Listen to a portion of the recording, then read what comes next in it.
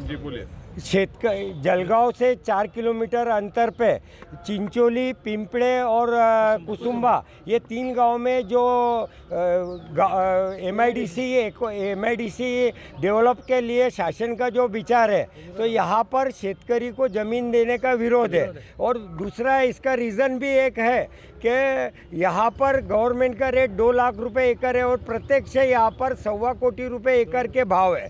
अगर शासन 1 कोटी के ऊपर अगर शेतकरी को देता है कि ताकि वो दूसरी जगह ज़मीन ले सके, तो शेतकरी ज़मीन देने के लिए विचार करेगा। तो यहाँ पर तफावत बहुत है, तो शासन वैल्यूएशन के लिए विचार करे और 1 कोटी के ऊपर हो तो शेतकरी गवर्नमेंट के शासन के साथ बैठने के लिए तैयार है। आज तुमने क्या किया? आज हमने निवेदन दिया, हमको तो ज़मीन देना ही नहीं है, तो हमने खासदार साहब के लेटर के साथ में निवेदन दिया है हमने लेटर के। और ये दूसरा कारण जो है कि यही 2 लाख और 1.25 कोटी इतना डिफरेंस है, तो शासन प्रत्यक्ष वहाँ पे फेयर वैल्यूएशन करे तो शेतकरी विचार करके शहर के विकास के लिए अगर अच्छा प्रकल्प उधर आते हैं, गोल्ड रिफाइनरी वगैरह, तो शेतकरी विचार करेगा। और इसका कारण है कि हम लोग दूसरी जगह जब ज़मीन लेने जाएंगे तो हमको 1 कोटी के ऊपर ही मिलने वाली है। तो हमारा जो मुबदला है हमको 1 कोटी के ऊपर का मिला है, तो हम शासन के साथ बात करेंगे, नहीं तो हमको ज़मीन देना नहीं है। चिंचोलीतील शेतकरी आहे आणि या एमआयडीसीला आमचा संपूर्ण चिंचोली येथील शेतकऱ्यांचा व ग्रामस्थांचा सुद्धा या एमआयडीसीला विरोध आहे। आणि या एमआयडीसीसाठी आमच्याच गावची जमीन काय, याच्या अगोदर विमानतळासाठी आमच्या गावची जमीन घेतली, मेडिकल हबसाठी आमच्या गावची जमीन घेतली, भारत पोर्टसाठी आमच्या गावची जमीन घेतली, त्याच्यानंतर सबस्टेशनसाठी आमची इथली घेतली, DS कॉलेजसाठी घेतली आणि आमच्या गुराढोरांना सुद्धा इथं आता गायरान राहिलं आणि चरायचे आमचे वांदे झाले ढोरांचे।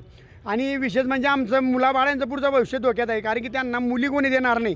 लोक म्हणतात तुमच्याकडे जमीन आहे का, जमीन असेल तरच आम्ही तुमच्या घरी मुली देऊ, जमीन पण बघता, नोकरी पण बघता। आणि आमची जर जमीन चालली गेली अशी शासनाच्या घशामध्ये या एमआयडीसीसाठी जरी विकास होत असेल, पण आमचा विकास होत नाही ना, कारण की आम्हाला त्याचा मोबदला पण चांगल्या पद्धतीने मिळणार नाही आणि आम्ही खाणार काय, कारण की आमचे खायचे सुद्धा वांदे होतील। म्हणून आम्हाला ही जमीन द्यायची नाही आहे। आमचा या जमिनीसाठी पूर्णपणे विरोध आहे। आम्ही जमीन शासनाला देणार नाही। आणि आता आम्ही आज सर्व शेतकरी जमून आम्ही कलेक्टर साहेबांना हेच निवेदन देण्यासाठी तर सर्व जमले होतो आणि खासदार साहेब उन्मेदादा पाटील यांच्या माध्यमातून आम्ही लेटर यांना दिलेला आहे साहेबांना, आणि त्या माध्यमातून आमचा या एमआयडीसीला विरोध असेल संपूर्ण शेतकऱ्यांचा, एवढंच मला बोलायचं आहे। शेत जमीन देणार आम्हाला विरोध म्हणजे असा होईल की आमची चिंचोलीला ज्या गावाची जमीन आहे ते नष्ट म्हणजे भूमिहीन होणार शेतकरी व जे राहिलेली थोडीफार जमीन आहे, आता काही जास्त राहिलेली नाही आहे।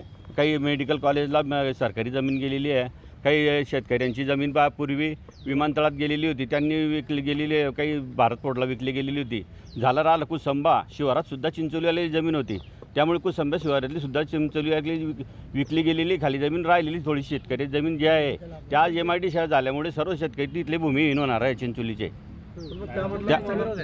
त्याबरोबर त्याबद्दल म्हटलं जरी बी आज त्या व्हॅल्युएशन जमिनीची कमी आहे तिथली, म्हणजे काही 2 लाख रुपये एकरी पडते ते पडते, तर त्याच्यामुळे शेतकऱ्याची जमीन गेली तर दुसऱ्याकडे शेतकऱ्याकडून जमीन घेऊ शकणार नाही आणि त्या व्हॅल्युएशनमुळे जमीन त्याच्यात जमीन पैसा मिळू शकणार नाही शेतकऱ्यांना। एवढा आमचा विरोध बाहेरचा भाव काही विषय नाही ना, ते बाहेर जास्त भाव मोबदला कमी मिळतोय तुम्हाला म्हणून तुमचा विरोध नाही मोबदला कमी नाही, तो एक उद्देश जमीन काय म्हटलं द्यायची नाही। पहिल्या मध्ये जमीनच किती कमी असल्यामुळे शेतकऱ्यांना जमीनच कमी आहे, उपलब्ध कमी नाही।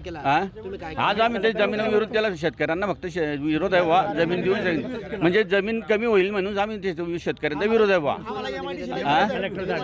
एमआयडीसी कलेक्टर साहेबांना आम्ही निवेदन दिलं होतं। शरद पुंडलिक गुले सरपंच।